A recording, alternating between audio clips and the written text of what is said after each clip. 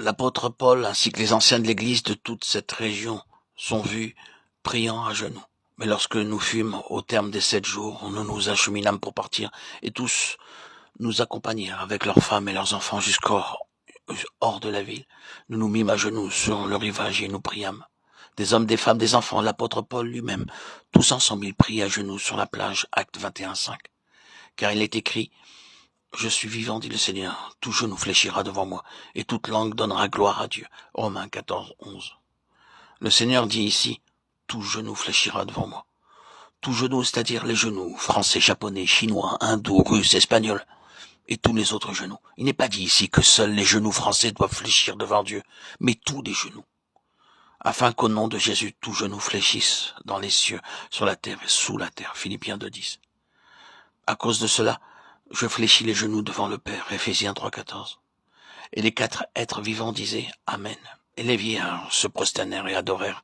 Apocalypse 5:14. Ainsi, vous pouvez voir qu'il s'agisse de l'Ancien ou du Nouveau Testament, qu'il s'agisse des rois, de prophètes, de sacrificateurs, d'hommes ou de femmes du peuple, tout le monde est trouvé à genoux pour prier. Ce n'est pas une question de légalisme, mais d'attitude devant Dieu. Dieu lui-même dit, si je suis Père, où est l'honneur qui m'est dû? Nous honorons bien des hommes. Pourquoi pas notre Dieu? Lorsque nous nous trouvons en présence d'une personnalité de ce monde, nous prenons aussi l'attitude convenable. Nous nous tenons très droit, ou bien nous nous inclinons dans une révérence, comme cela est requis.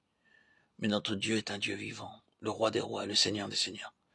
Il doit être honoré par notre démarche, par notre conduite, par notre attitude et par nos lèvres. Dans l'armée, chaque fois qu'un soldat rencontre un officier, il est tenu de le saluer.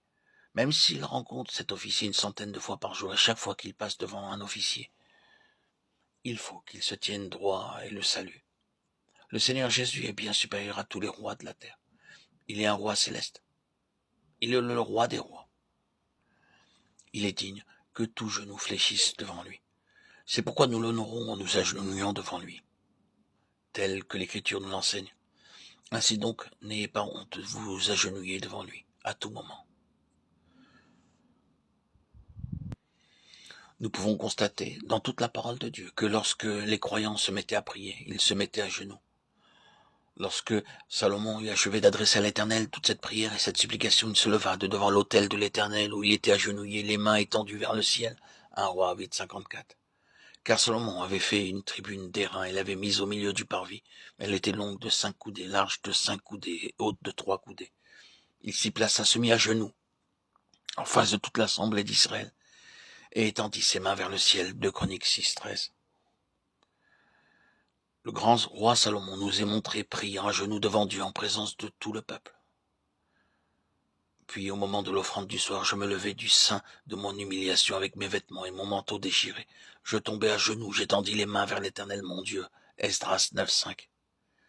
Venez, prosternons-nous et humilions-nous, fléchissons le genou devant l'Éternel, notre Créateur. Psaume 95:6. Car j'honorerai celui qui m'honore, mais ceux qui me méprisent seront méprisés. 1 Samuel 2:30. Dieu dit, ceux qui m'honorent, je les honorerai. Nous avons à honorer Dieu par nos paroles, par nos actes, par notre conduite et par notre attitude. Lorsque nous prions, nous nous mettons à genoux, reconnaissant par là qu'il est notre roi, notre souverain sacrificateur céleste, et nous l'honorons.